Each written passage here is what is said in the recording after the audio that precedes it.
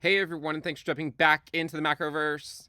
Today, we're going to talk about the labor market and, of course, the implications for Bitcoin. If you guys like the content, make sure you subscribe to the channel, give the video a thumbs up, and also check out the sale on Into the Cryptoverse Premium at intothecryptoverse.com. We do this video about once a month, just when the labor market data comes out. This time, it was delayed by a week, so my apologies for getting it out to you guys late, but better late than never. I guess the urgency wasn't really there, considering that not a whole lot has changed in terms of the labor market over the last few months. But just for completeness, we will go through the charts once again. The unemployment rate did increase slightly back to 4.2%. So it really hasn't changed a whole lot over the last, say, 4 or 5 months. It went from 4.3 down to 4.1, stayed at 4.1, then back up to 4.2.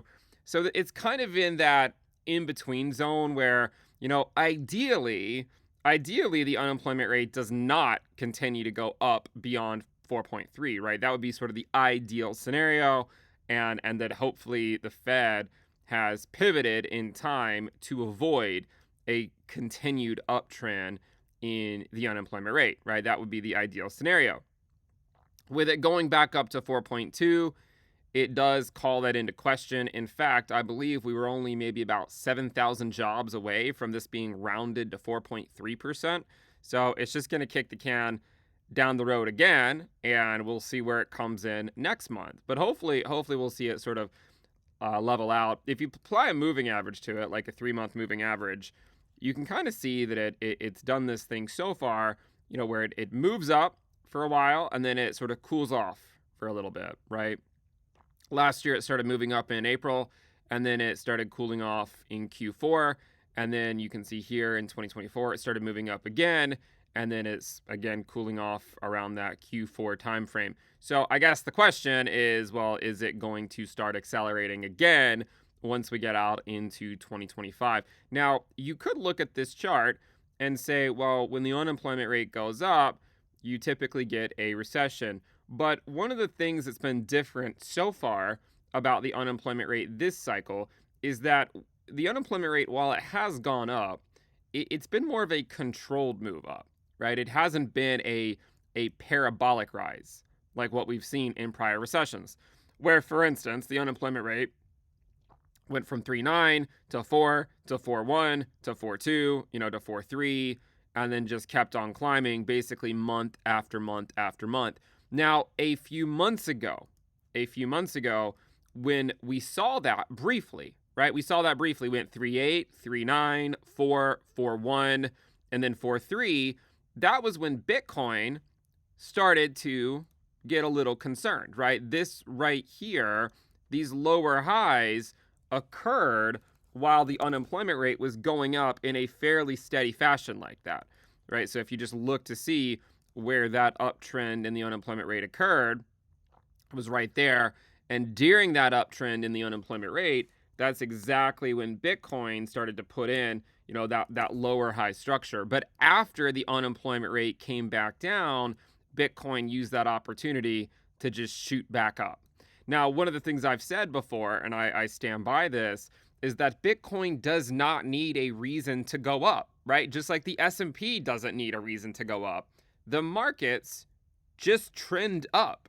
It's more or less what the markets are essentially designed to do.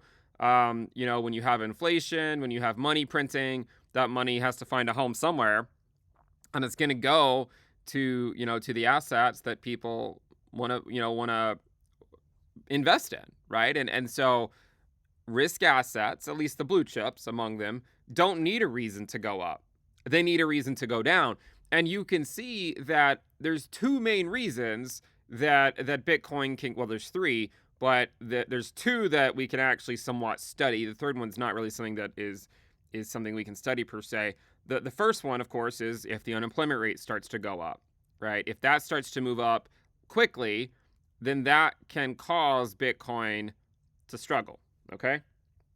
The other is when inflation goes up. And by the way, this isn't just Bitcoin. This is the S&P as well, right? When inflation goes up quickly, that causes Bitcoin to go down. And the third thing, of course, is just like, black swans or geopolitical events that no one really has any business trying to predict because they're essentially impossible to predict anyway. So why worry about those sorts of things? Now, here you can see that the minute the unemployment rate started to go down, right? The minute it started to go down, Bitcoin bottomed out and then immediately shot up. So this is sort of proof that Bitcoin does not need a reason to go up. But when the labor market gives it a reason to go down, it will listen. Now, we haven't seen that yet, right? And we just got one move up. And it's not clear if that's going to be a sustained trend or not. So it could simply, do something like this where it doesn't make a move up, right? It might do something like that.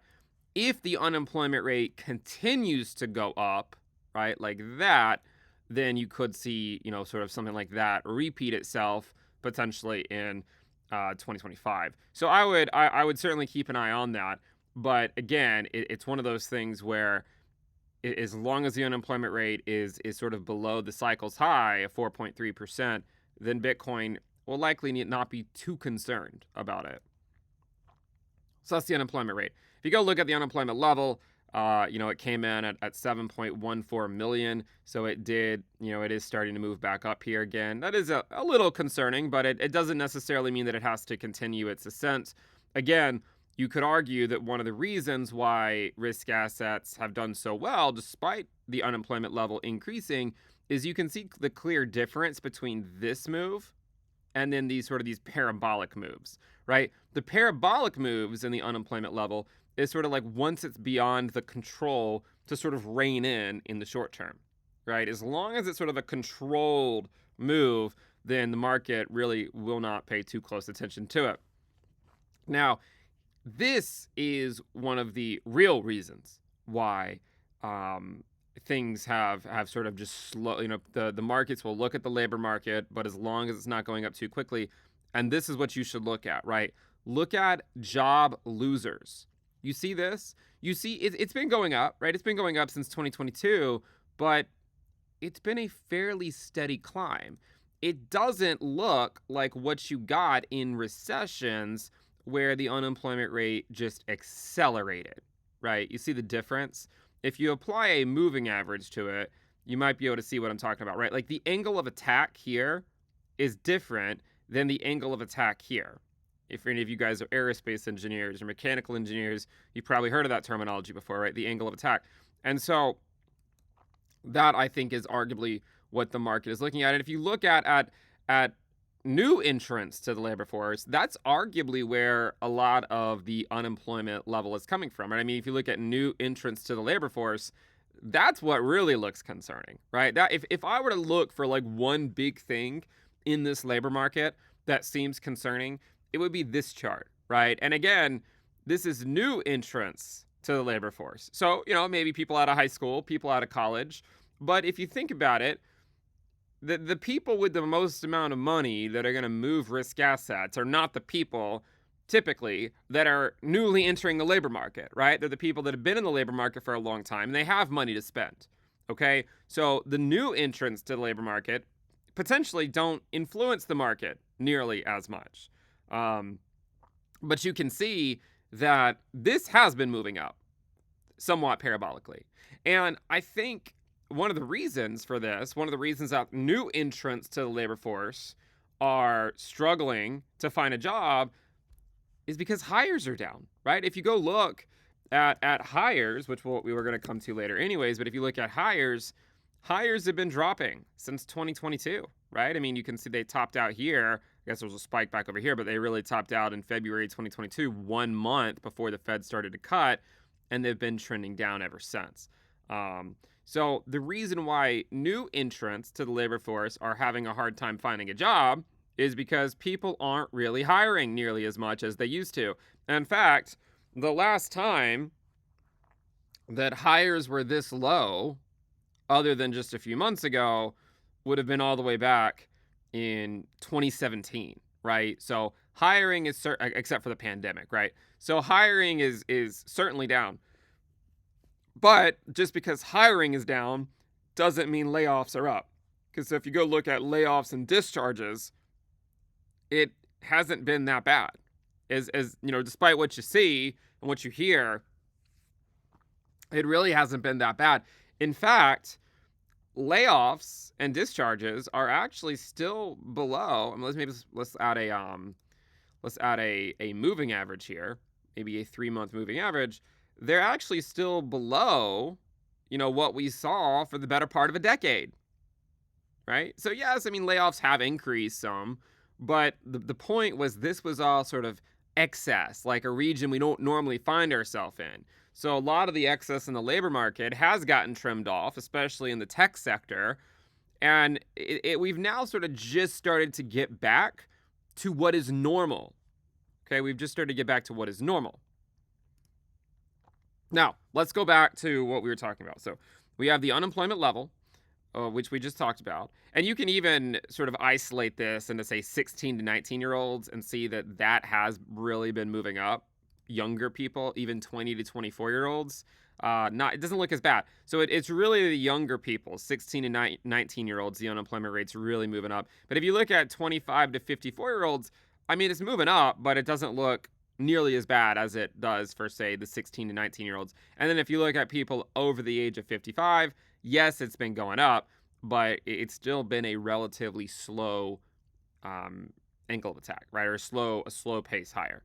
So going back to the unemployment level by reason for unemployment, we obviously looked at new entrants to the labor force. That has been one of the more concerning ones. Re-entrants to the labor force has been going up, but doesn't look quite as bad as new entrants to the labor force. If you were to look at people leaving their job, not really a lot of signal there, if I'm being completely honest. Let's look at persons who completed temporary jobs. Slowly going up, but again, it doesn't look quite like what you saw back over here, at least not yet. Right? That doesn't mean it can't happen. Now, permanent job losers starting to move up, right? If you look at a year-over-year change, it's been positive for a while, but this might be one of the best ways to sort of show you why this so far has been a lot different from prior recessions, because it's been a more controlled move up, right? In terms of year-over-year percentage change, it's just been around 10 to 20%, whereas in the financial crisis it went all the way up to 177%, and in the dot-com recession it went up to 150%. So you probably can see the difference, right? You can probably see what I'm talking about and how it looks different from those prior recessions, even the pandemic recession, right? You can see how the year-over-year change shot up a lot. We just simply haven't seen that yet. And so because, there's been this sort of loosening in the labor market, it obviously causes people to worry, and then risk assets, just as always, they climb the wall of worry until they have a sufficient reason not to do so. And until the labor market really starts to show weakness, then, risk assets will likely continue to do that. So if you go look at the unemployment rate per state, I tend to just go through a few. We always check in with Alabama because it is alphabetically, it is first. So we'll go see what Alabama is doing. Unemployment rate at 2.9%. So not really that bad. Let's go check in with California. It actually dropped a little bit over the last couple of months, then it started to go back up again. You can see here it dropped in early 2024. It's starting to go back up. Once again, unemployment rate in California is up to 5.4%. I'd like to check in with Colorado, actually, because it's been steadily going up. But you see how it looks kind of different than these moves, where it just accelerates up a lot quicker. It's been sort of a slower move up. Sorry, I didn't mean to click on that. Florida, unemployment rate in Florida has been flat at 3.3% for a little while. The District of Columbia, it's been moving up somewhat aggressively. It steadied out a little bit the last couple of months. Let's go check in with Georgia. That one had been relatively flat for a long time. It started moving up in April from 3.1 all the way up to 3.6. It's been stalled sort of at 3.6 for a little while. I always like to check in with New York and Texas. New York's unemployment rate still relatively low, all things considered. I mean, at 4.4%, it's still lower than it has been for most of its history. Texas still relatively low at 4.1%, and then let's check in with Wisconsin. Again, this is one of those states where it's relatively low, right? Only 2.9%. Okay, So some of the states look a little weaker, some of them look a little stronger. So if you go to the number of states where the unemployment rate is rising over the last month, you can see, there's been sort of these surges. And, this was in September 2022, this was in September 2023, this was in August 2024, this was September 2024. So you can see that, it's moving up a little bit here into October, but it's actually essentially, this is at 22, October 2024. In October 2023, it was at 24, and October of 2022, it was at 18. So, there has been some softening, but we haven't really seen these peaks go up and stay higher just yet, right? They all just sort of they're all relatively short lived. Now you can look at over 3 months and over 6 months. Probably 6 months is the way to look at it. So if you look at it over 6 months, you can see that there was an uptrend in the number of states with a rising unemployment rate in 2022, and then another uptrend in 2023, and then we've arguably had another uptrend in 2024. Although it was a higher low, but it hasn't put in a higher high just yet. Now we can look at a map, right? So if you're living in one of the states and you're just curious, how does it look in your state? Let me go ahead and reload this, see if I can get this to load. Now you can see these are the states where the unemployment rate went up over the last month. Here's over the last 3 months, and here is over the last 6 months. And if you play this through, starting in 1976, and you see these areas down here, these are prior recessions. When you get to those recessions, you'll basically see the entire country have an unemployment rate in these states that are higher than they were 6 months ago, right? So that was the 1980, 1981 recession that you just saw. There's been some scares like in the mid-1980s, but you never really saw the entire country see that rise in unemployment rate. Now we're starting to get into the 90s where there was a recession right there. You see how it affected most of the country? And then throughout the 1990s, it's relatively clean. Maybe there was something in 1995, 1996, but again, it didn't affect the whole country. I believe there was an unemployment yield curve back then too, very briefly. And there you saw 1998, 1999, a little worry, and then the recession actually hit in 2001, right, where it was the whole country. And then now you get out into 2002 as the recession finally ended. And then now in a few seconds, we're going to get to the financial crisis, where you can see the whole country was in fact affected. That was the financial crisis. And then now you get out into the 2010s where it's relatively okay. There's a few moments here and there where you'll see the unemployment rate rise in some of the states. But for the most part, it was relatively okay. There was a scare in 2016, I remember. And then obviously we're approaching the pandemic here relatively soon. That was 2018. Now this is the pandemic. And then now this is 2021. Here's 2022. You're seeing a little weakness. 2023 is some weakness. And now we're in 2024. So there's weakness there. But the thing is like you're still not seeing it affect the entire country. It's getting close. And you have to remember, the labor market, as it weakens, it's sort of like a disease. It can affect, certain states, and then it'll expand outward. So, again, like it is affecting a lot of the states right now, but there's still pockets where things are okay, right? And even the states where the unemployment rate is going up, it's not nearly as high as it was in some of those prior recessions. So here we have alternative unemployment rate measures. This is the U1, which means greater than 15 weeks unemployed. That one is starting to move up again. So I would certainly want to watch that one. It's basically risen from 1.1% in 2023 to 1.7% now. And you can see that it actually is starting to move up some. People not in the labor force, I don't really care that much about this indicator, but I'm throwing it on there just in case you guys are interested. Employment statistics, labor force participation rate, I'm not that interested in this one, but I'm just throwing it up there for completeness. Civilian labor force level, just for completeness in case you want to look at it. It is starting to drop here, but I don't really have a strong opinion on this. Employment level. So this is an interesting one. So this is the establishment survey versus the household survey. So the establishment survey, if you were to look at a year-over-year percentage change, still looks relatively okay, right? It's at 1.45%.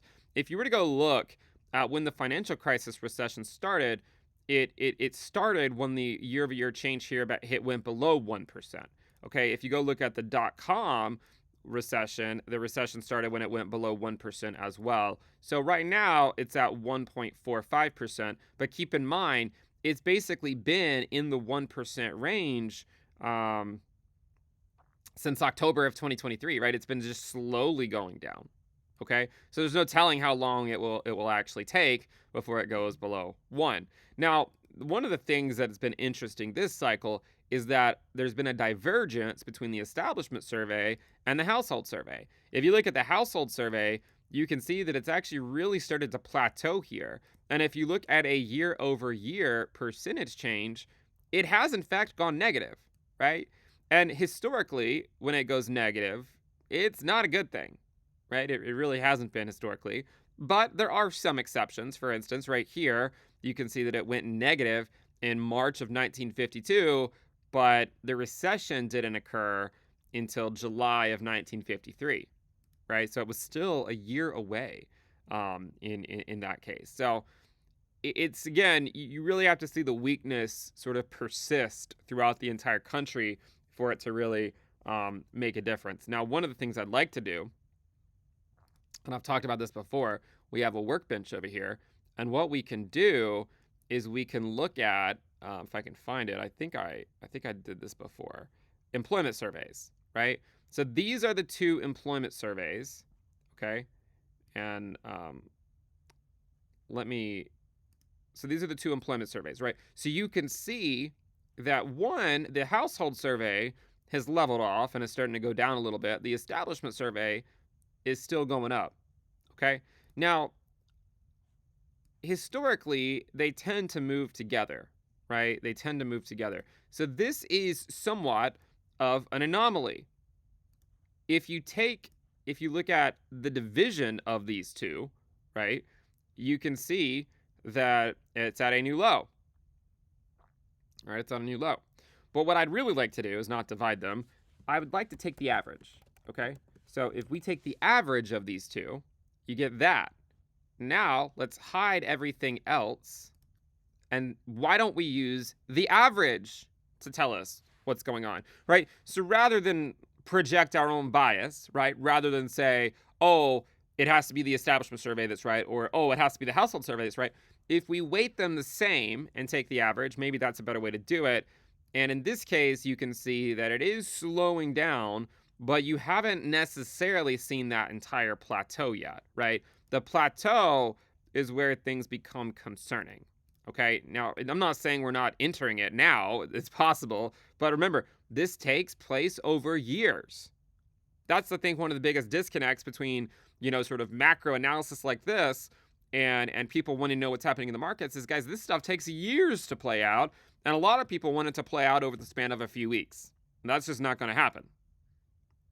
So, these business cycles just absolutely take years, and you can see when they start to level off, it can still take a while before you actually see that drop. Remember, just looking at this chart, you're looking at a chart that goes back to 1948. So you're talking about essentially 80 years of data on this chart, and you get frustrated if it doesn't play out by next Tuesday, right? That's your problem, not mine. Okay, this is the way the business cycle works. So let's continue on. Here's non-farm private payrolls employment level. This one still looks relatively okay in terms of a year-over-year percentage change. It's still about 1.4%. Total temporary help services has just been dropping ever since 2022. The year-over-year percentage change, though, looks different from the financial crisis and the dot-com recessions, where it really went parabolic, and this dropped year-over-year by about negative 20%, negative 30% almost. So far this cycle, the lowest it's been is about negative 8%. So you can see the sort of difference between this drop and the drops we saw over here. And it could be due to the rise over here was a lot higher. It went all the way up to almost 43%. So a lot of this is just kind of getting rid of some of the excess, right? Multiple job holders has been trending higher, which, not really something obviously it's not really the best thing in the world if a lot of people have to work multiple jobs, but job postings on Indeed has continued to slowly go down. Hopefully it's leveling out here a little bit. If you look at a year-over-year percentage change, it's been negative for a while, negative 10 to 20% or so for quite a long period of time. You can even, this is total, you can even break it down by category. You could look at new listings. And I don't, I mean, there's been some drops before. You can see here, there was a pretty big drop in November into, early December. And you're kind of seeing a big drop here by new listings. And this kind of goes back to what we were talking about earlier, right? New graduates are having a hard time finding a job because hires are down. And one of the reasons hires are down is because there's some uncertainty as to what's going to happen. And also, it could, I mean, obviously job openings are down. And it could just be that, a lot of companies are waiting for looser and looser monetary policy to come in before they really start to expand. And we are getting rate cuts. So there is going to be some effect. But again, it's a delayed effect. You could look at banking and finance job openings on Indeed. It's actually below the pre-pandemic level, but it's just been trending there for a little while. We could look at insurance.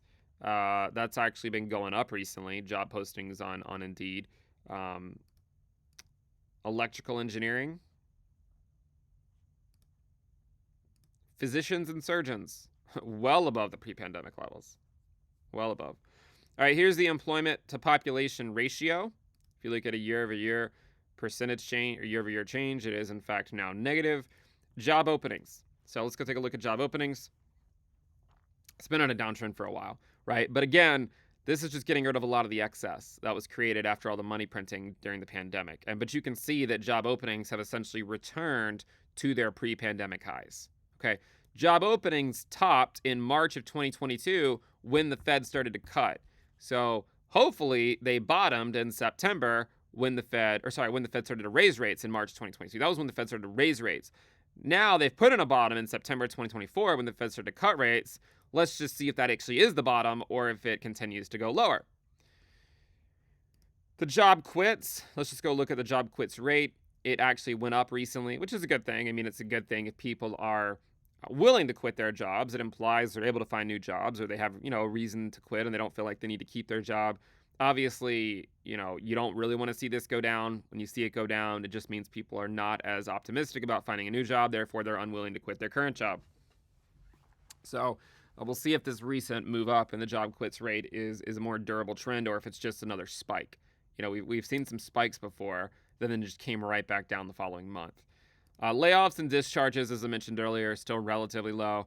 Initial claims is what you really should look at, I think. Initial claims, I've mentioned before, until it gets into the 300K range, it's really not recessionary. Right now, it's at 242,000. A little bit of an uptick this last month. And if you go back and look at what happened in December of 2023, so December of 2023, you can see it wasn't really getting that same spike. So I'm curious as to what's happening there. Because last year, if you apply, say, like a 3-week moving average, last year, it did get a little bit of a move up here into November, and then it went down into the beginning of the year. Here, it's starting to move up at a time where last year it didn't. So maybe let's go look at the year before to just see if maybe last year was an anomaly. If you go look at December of 2022, because there was a little spike in November, and then in December, it sort of leveled out at around 212,000, and then it came back down. So let's keep an eye on initial claims. If that continues to go up, it could be concerning. But again, I don't think it's that concerning until it hits 300K. Okay, once you see it print 300K, it's probably something to start paying a little bit more attention to. This is initial claims per state. Obviously, it's not really that exciting, but I'd like to look at the initial claims normalized by population. Obviously, it's getting a up in here. It's getting a little high, but it tends to do this at the end of the year, right? If you look at like December 2023, it looked like that. December 2022, it looked like that. So it might be getting it's spreading a little bit, but it still isn't really the same down over here in the South. You could look at continued claims. Continued claims are still, they're slowly trending up if you look at like a 7-week moving average, but still not what you've seen during prior recessions. Here's the continued claims map normalized by population in case you're curious what it looks like. And here is the number of states where the percentage year-over-year continued claims is rising by at least, say, 10%. There was a spike in December, late 2023, but recently it's trended down a good deal since then. So we'll keep an eye on that as well. Hires, as I mentioned previously, it's dropped a considerable amount. We could look at a few of these labor indices. Here's the Kansas City Fed Labor Market Conditions Index. Continues to drop, but still above zero. Okay, it's currently at 0.419. Here's the Kansas City Fed Labor Market Conditions Index, the momentum indicator. And then you can also go look at some of these. I want to look at the some of these other things. So you have the smooth recession probabilities. So as of December, the probability that the United States was in a recession is only 1.48%. So still relatively low. That's as of, so we was updated in December, but it's for October. So the probability that the U.S. was in a recession in October of 2024 is only 1.48%. Okay, so still a relatively low number. The Somrule recession indicator, it did trigger a couple months ago. Now it's kind of untriggered again. So that's a good thing. Here's the Somrule recession indicator per state, right? So you can see some states it triggered and then it untriggered. Here's the number of states where the Somrule triggered. It had a move higher up to around 21 all the way up to 22. It's dropped back down to 15. And then recently it went back up to 17 as of October. Here's a map of the states where the Somrule has triggered. So it's kind of like this band across the middle of the United States where it seems like a lot of it has in fact triggered. And if you go back to sort of last year at this time, it looked like that. Now it looks like this. So again, what do recessions look like? They look like that. Like this, you know? Here's the 1990s, right? Where it's like the whole country practically. Right now, it's parts of the country. And that might explain why sentiment is so, you know, different, right? A lot of people, they feel like things are bad. And other people are like, what are you talking about? Things are great. Maybe it's because where they are, things are bad. But where the other person is, things are great, right? I mean, you don't always have to have the same conditions in every state or even in every city within a state. It can vary a lot. If you look at the real GDP recession indicator, it's still relatively low. The composite leading indicator, it looks relatively okay. I mean, it's still trending up. It looked like it was starting to peak here in mid 2024, and then it just started to accelerate once again.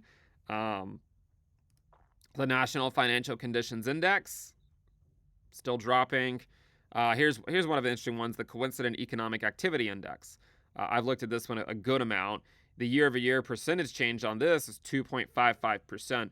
When the financial crisis recession started, this indicator was below 2%. When the dot-com recession started, it was when this indicator was at 2.2. Right now, it's at 2.5. During the 1990s, when it triggered, it was when this one hit 2.6. So, it is getting into some interesting territory, but that doesn't mean it immediately has to accelerate down, but it's certainly one to keep an eye on. Here's also the Economic Policy Uncertainty Index. It did get a bit of a spike going into the election. It came back down, and now it's starting to go back up a little bit. So that's kind of an interesting one to keep a look at, keep an eye on as well. I think that's it. Oh, there's one more. Job openings per unemployment level. Right, it's basically a little below the pre-pandemic the pre-pandemic level. This is essentially the number of job openings per unemployed worker, right? So it's still technically above 1, right? 1 point, the most recent reading is 1.11. So technically, according to this, there's 1.11 job openings for every person looking for a job. Whether you want to believe that or not, it's up to you, right? And I don't need 1,000 comments telling me, well, why are you trusting the data? Guys, this is what the Fed uses. And this is what the Fed uses to decide what their policy is going to be. So whether you believe it or not, this is what's used to make these, sort of determinations as to what the Fed's actually going to do. Speaking of what the Fed's actually going to do, we go take a look. There is almost a 97% chance they're going to cut rates in December to get us to 4.5%. And it looks like there's a pretty good chance by January they're going to just keep rates at that level. Okay, So let's see what they do. Normally, within about a week or so, the market's pretty locked in on what the actual outcome's going to be. Something drastic, I imagine, would have to happen for them not to cut at this point, or if they just throw us a complete curveball. I've seen a lot of people say, well, if all these meme coins are pumping, why do they need to cut rates? But again, the meme coins pumping, that's they're not basing their policy on that, right? I mean that stuff is going to do what it's going to do, and there's excess liquidity. I think you have to consider they're looking at the labor market, right? They see certain things, like they see that the unemployment rate is trending higher, and they want to make sure it doesn't continue to trend higher. So they will likely cut rates. What's interesting is that this meeting is actually on December 18th, but I believe there's a more important meeting that day, and that's the Bank of Japan, because the Bank of Japan is arguably going to do the opposite of the Fed, not necessarily in December, but if you go look at the at Japan interest rates. So let me see if I can get Japan interest rates onto this chart. So yeah, if you look at Japan interest rates, they've been raising rates because inflation is starting to become a something they're concerned about. So they're raising rates while the Fed is lowering rates. And the reason I bring this up is because the last two times the Bank of Japan raised rates, there was a correction in the crypto markets, right? So the Bank of Japan raised rates in March. Let's switch this over to a monthly so we can tell a little bit easier, right? They raised rates in March, and then obviously Bitcoin, we saw a correction in April. And they raised rates in July, and then we got the correction in August. So I think the markets right now are assuming are suggesting there's only a 30% chance the Bank of Japan's going to raise rates in December. So if they don't raise rates, that would be a good thing for risk assets. If they do raise rates, that would probably be a bad thing. But right now the markets are saying a 30% chance they raise rates, meaning there's like a 70% chance they don't raise rates. Regardless, if they don't raise rates in December, there's a really high chance they'll raise rates in January. Now, the reason I mention that is because oftentimes Bitcoin actually does get corrections in January of post-halving years, right? If you look at January of 2021, Bitcoin got a correction to the tune of 31%. If you look at January of 2017, Bitcoin got 2017, Bitcoin got almost a 40% correction. But again, that doesn't mean that it has to correct to a lower price than it is now. If we're here, if that's where we are right now, even if there is a correction, it might just be to a higher low than we are today.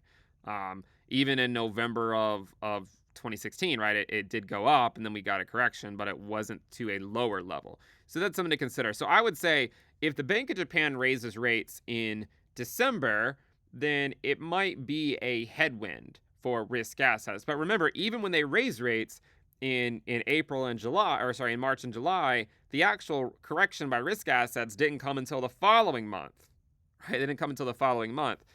So even if they were to raise rates in December, the market might not feel that effect until January. Okay, so just keep that in mind. For now, obviously, the next unemployment rate readings are not going to be for a few more weeks. So Bitcoin is certainly trying to put in new all-time highs once again. Last cycle, the big move came the week of December 14th, which would essentially be next week. If you look at 2016, when you can see that there was a big move the week of December 19th, which would again be like, next week or the week after. Okay, so it's interesting how there's this seasonality that continues to play out, and how you can even correlate these macro events to corrections in the cryptoverse. But again, there's always going to be something to worry about. Markets like to climb the wall of worry, and that's what they're going to do more than likely until the labor market gives them a reason not to do so. So I would really look at initial claims, look to see where they come each week. As long as they're below 300K, it's not that concerning. And we'll see, hopefully the unemployment rate can stay low, and not continue to go up. Right now it's at 4.2%. We'll see where it comes in next month. If you guys like the content, make sure you subscribe to the channel, give the video a thumbs up. And again, check out the sale on Into the Cryptoverse Premium at intothecryptoverse.com. You can, of course, get access to all these charts. We also actually have a macro recession risk dashboard. And the only one that's sort of screaming that there's something coming is the interest rate risk. But it always screams it early, right? If you expand this out, it always is the first to scream recession, the interest rate risk, right? And then eventually you get it. Right, eventually you get it. When this starts to fall, that's probably the time to be concerned. And even there are times where it falls, and it's not even the drop, right? So I would watch this one to see, like, what it's gonna do here. But if you go back, if you go back to the macro recession risk dashboard, production and business risk still relatively low, right? National income and product risk still low. Employment risk still relatively low. It's a little bit more elevated than the other ones.